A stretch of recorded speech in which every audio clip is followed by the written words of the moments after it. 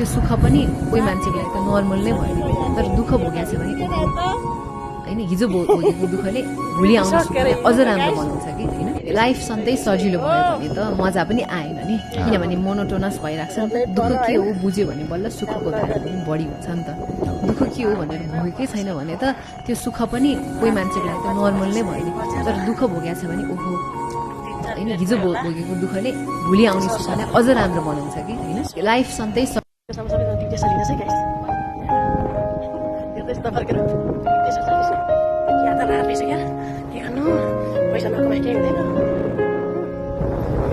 Road cross गर्दा भागेर यहाँ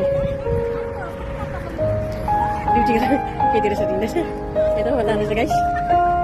ड्युटी यतिखेर सकिन्छ हाम्रो, के गर्ने यार। 1 बजेर 9 मिनटमा पनि हिँड्दैछ हामी यहाँ बसको इन्तजारमा। साथी सबजना हिँड्दैछ यहाँ, यता हिँड्दैछ यतै गाइस। बतास चलेर यस्तो भएको छ नि,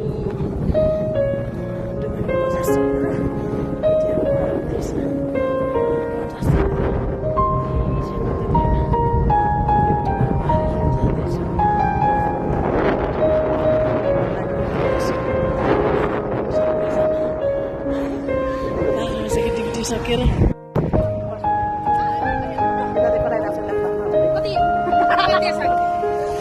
केटीहरू पुरा राम्रो गर्दा मात्रै गाइस। आफ्नै पारामा छ यिनीहरू, आफ्नै पारामा छ है तिमीहरू, केही छैन अरू। अब आफ्नै पारामा हामी आफ्नै पारामा हामी यस्तै त हामी यस्तै बसेको अवस्था कति बजेर 1 बजेर 11 बजेर गाह्रो छ जिन्दगी त्यसको। पैसा कमाउनु त गाह्रो छ केटी हो।